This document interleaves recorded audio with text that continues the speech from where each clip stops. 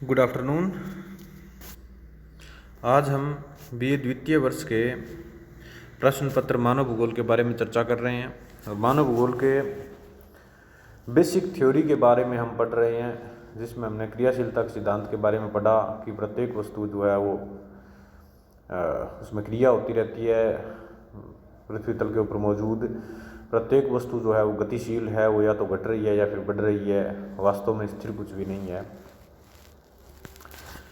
तो इसी प्रकार से और उसमें परिवर्तन लाने वाली शक्तियाँ कौन सी है उनके बारे में भी हमने चर्चा की थी, जैसे सौर शक्ति है, गुरुत्व शक्ति है, या पृथ्वी के आंतरिक भाग से उत्पन्न होने वाली जो शक्तियाँ हैं, जिसमें महादेशीय बल है, पर्वत निर्माणकारी बल है, सडन मूवमेंट में ज्वालामुखी और भूकंप जैसे बल है।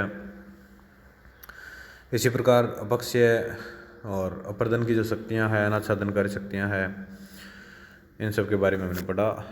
आज हम देखेंगे मानव भूगोल का दूसरा महत्वपूर्ण सिद्धांत जो है टेरेस्ट्रियल यूनिटी थियरी या पार्थिव एकता का जो सिद्धांत है, इसके बारे में हम चर्चा करेंगे। तो पार्थिव एकता का जो सिद्धांत है उसके अनुसार उसका मतलब ये हुआ कि प्रत्येक जो चीज़ है उसमें एक एकता पाई जाती है, यानी पृथ्वी के ऊपर पाए जाने वाले समस्त वस्तुओं में एकता का आभास होता है या एक प्रकार का उनमें संबंध पाया जाता है। इससे पहले हमने जो क्रियाशीलता का सिद्धांत पढ़ा उसमें हमने जो जैविक शक्तियाँ पढ़ी, उसमें यद्यपि मानवीय शक्ति का अध्ययन हमने किया था, लेकिन अलग से इसमें एक टॉपिक दिया हुआ है मानव शक्ति, तो इसके बारे में देखते हैं थोड़ा। पहले मानव पृथ्वी पर सर्वाधिक क्रियाशील जीव है, जो निरंतर अपनी क्रियाओं से भौतिक वस्तुओं में परिवर्तन करता रहता है। जैसे मानव ने जंगलों को काटकर कृषि करना प्रारंभ किया, पर्वतों को काटकर सड़कों का विकास किया, इसी प्रकार मानव निरंतर सांस्कृतिक भूदृश्यों का निर्माण करता रहता है। इस प्रकार प्रकृति में परिवर्तन लाने वाला सर्वाधिक महत्वपूर्ण तत्व मानव स्वयं है। तो यानी इस प्रकार से परिवर्तन लाने वाला जो कारक है उनमें मानव की बहुत बड़ी अहम भूमिका होती है। मानव अपने विकास के लिए जैसे जंगलों को काट के खेती करना प्रारंभ कर दिया, नगरों का विकास किया, गांव बसाए, तो इस प्रकार से मानव बहुत ही क्रियाशील प्राणी है एक। तो इस प्रकार जो जैविक शक्तियां हैं उनमें मनुष्य है वो अत्यधिक क्रियाशील प्राणी या जीव है। ये क्रियाशीलता का सिद्धांत पूर्ण हुआ। अभी हम देखते हैं पार्थिव एकता का सिद्धांत। तो देखिए, पार्थिव एकता के सिद्धांत का तात्पर्य है कि भौतिक तथा मानवीय जगत की समस्त वस्तुएं एक दूसरे से जुड़ी हुई है, अर्थात प्रत्येक वस्तु का अपना स्वतंत्र अस्तित्व होते हुए भी वह अन्य वस्तुओं पर भी किसी न किसी रूप में निर्भर करती है। यानी वैसे तो प्रत्येक वस्तु का अलग से अस्तित्व होता है, लेकिन वो सभी से पूर्णतः विलग नहीं होती, यानी कहीं ना कहीं उसका संबंध दूसरी वस्तुओं से भी होता है और वो अन्य वस्तुओं से प्रभावित होती है और दूसरी तरफ अन्य वस्तुओं को प्रभावित करती भी है। तो यानी पार्थिव एकता का सिद्धांत का मतलब यही हुआ कि मानवीय समाज की या प्रकृति की प्रत्येक जो वस्तु है उसका पूर्ण एब्सोल्यूटली पृथक से उसका अस्तित्व नहीं है, वो अन्य वस्तुओं से भी जुड़ी हुई है, जो अन्य वस्तुओं को प्रभावित करती है और स्वयं भी अन्य वस्तुओं से प्रभावित होती है। इसी प्रकार पृथ्वी तल पर निवास करने वाले मनुष्य भी परस्पर अंतर संबंधित है। एक स्थान के लोग कोई वस्तु दूसरे स्थान के लोगों को देते हैं, इसके साथ ही उनसे कुछ वस्तु लेते हैं।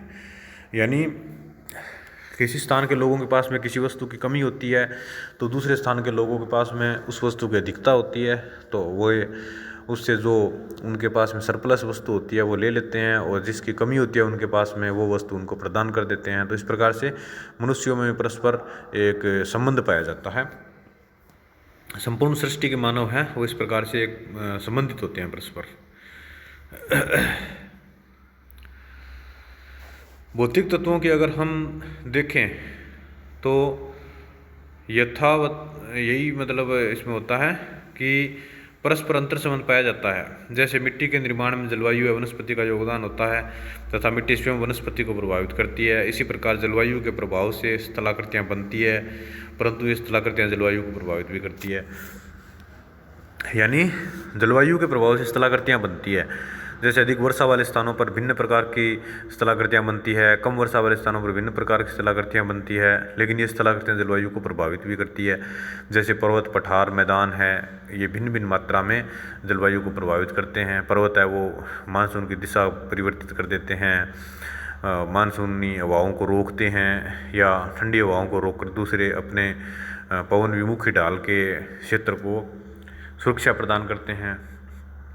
तो इस प्रकार से यानी स्थलाकृति जलवायु का परिणाम होते हुए भी जलवायु से प्रभावित होती है, स्वयं भी प्रभावित होती है उससे। जर्मन मानव भूगोल के जनक विद्वान फ्रेडरिक रेटजेल ने अपनी रचना एंथ्रोपोजियोग्राफी में लिखा है कि मानव भूगोल के दृश्य पार्थिविकता से संबंधित हैं और केवल उसी के द्वारा समझाए जा सकते हैं। प्रत्येक स्थान के भौगोलिक दृश्य वहाँ के वातावरण से संबंधित हैं और वातावरण स्वयं भौतिक दशाओं का एक योग है। रेटजेल महोदय, जिनको मानव भूगोल का जनक कहा जाता है, उन्होंने अपनी पुस्तक जो एंथ्रोपोजियोग्राफी है उसमें इस बात को बहुत ही विस्तृत ढंग से समझाया है कि मानव भूगोल के जो दृश्य हैं वो पार्थिविकता संबंधित होते हैं और इसी के द्वारा समझाए जा सकते हैं। वातावरण से सभी जो दृश्य हैं वातावरण से प्रभावित होते हैं और वातावरण स्वयं जो है वो एक भौतिक दशाओं का योग होता है। पार्थिविकता के सिद्धांत का स्पष्टीकरण देते हुए जर्मन विद्वान हमबोल्ट ने कहा है कि पृथ्वी के धरातल पर निर्मित किसी भूदृश्य के निर्माण में वनस्पति का महत्वपूर्ण स्थान होता है। हमबोल्ट ने अपनी पुस्तक कोस्मोस में पृथ्वी को एक जैविक तथा आय विभक्त इकाई मानते हुए लिखा है कि संपूर्ण प्रकृति में एक ध्रुव से दूसरे ध्रुव तक एक ही आत्मा व्याप्त है। एक ही जीवन पत्थर, पौधों, जानवरों, यहाँ तक कि स्वयं मानव में भी है। इसी प्रकार वातावरण के भौतिक तथा मानवीय तथ्यों का एकाकी अध्ययन नहीं किया जा सकता, अतः भौतिक व मानवीय तथ्यों का समग्र अध्ययन उचित है। यानी वो कहते हैं कि संपूर्ण पृथ्वी के ऊपर एक ही आत्मा व्याप्त है और वो संपूर्ण पृथ्वी के सब प्रकार के दृश्यों को प्रभावित करती है। यहाँ तक कि भौतिक और जैविक जो तथ्य है या भूदृश्य है उनको भी वे भी परस्पर संबंधित होते हैं, एक दूसरे से जुड़े हुए होते हैं और जो भौतिक दृश्य हैं वो भी परस्पर जुड़े हुए होते हैं। तो इस प्रकार से यानी हमबोल्ट महोदय इसको बहुत ही विस्तृत रूप में लेते हैं कि प्रत्येक जीव, प्रत्येक यहाँ तक के पत्थर, इनमें भी एक ही आत्मा व्याप्त है। यानी कहने का सारांश ये हुआ कि सभी जो जितने भी फिनोमेना है, जो भी तत्व हैं, सभी उनमें एक परस्पर एकता जो है वो होती है। ये परस्पर एक दूसरे से संबंधित होते हैं, जो स्वयं दूसरों को प्रभावित करते हैं और दूसरे से प्रभावित होते भी हैं। इसके पश्चात है वातावरण समायोजन का सिद्धांत। तो प्राकृतिक तत्व मानव को प्रभावित करते हैं तथा मानव उन्हीं के अनुरूप अपने क्रियाकलाप संपादित करता है। अर्थात मनुष्य सर्वत्र अपने वातावरण के अनुसार ही रहता है। कई बार मनुष्य आवश्यकता होने पर प्राकृतिक तत्वों में कुछ रूपांतरण भी करता है, जिससे कठिन परिस्थितियां उसके रहने के अनुकूल हो जाती है। यही उसका वातावरण समायोजन है। मनुष्य वातावरण के अनुरूप क्रियाएं करता है अथवा प्राकृतिक वातावरण कृत्रिम वातावरण निर्मित कर उसके अनुसार सामंजस्य करना वातावरण समायोजन का सिद्धांत है। चूँकि पृथ्वी पर एक स्थान से दूसरे स्थान पर भिन्न प्रकार की जलवायु या भिन्न प्रकार का परिदृश्य पाया जाता है, तो मनुष्य जब इस एक स्थान से दूसरे स्थान पर स्थानांतरण करता है तो उसको समायोजन की या अनुकूलन की कई तरह की आवश्यकताएं होती है। इसके बारे में हम विस्तृत अध्ययन करेंगे कि जो वातावरण के साथ में समायोजन क्या होता है और अनुकूलन क्या होता है, इनके बारे में हम देखेंगे। वैसे प्रकृति के अंदर रहते हुए मनुष्य स्वयं को यथासंभव प्रकृति के अनुकूल बना लेता है। जैसे ठंडे प्रदेशों के निवासी है, उनकी ठंड को सहन करने की क्षमता होती है। इसी प्रकार से रेगिस्तानी प्रदेश के लोग होते हैं, उनकी गर्मी को सहन करने की क्षमता होती है। गर्म मरुस्थलीय प्रदेश के लोग जो हैं वो गर्मी को सहन कर लेते हैं। तो एक प्रकार की क्षमता उनको पर्यावरण ही देता है।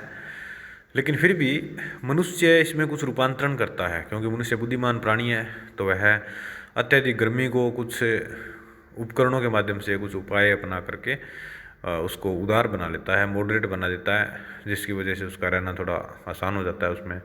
जैसे गर्मी बहुत ज़्यादा पड़ रही है तो वह एसी, कूलर इत्यादि का प्रयोग करके उसको थोड़ा तनु बना लेता है, जिससे कि उसका रहना आसान हो जाता है। तो इसको हम वातावरण समायोजन के अंतर्गत रखते हैं। अगली क्लास में हम इसके बारे में विस्तृत अध्ययन करेंगे। धन्यवाद।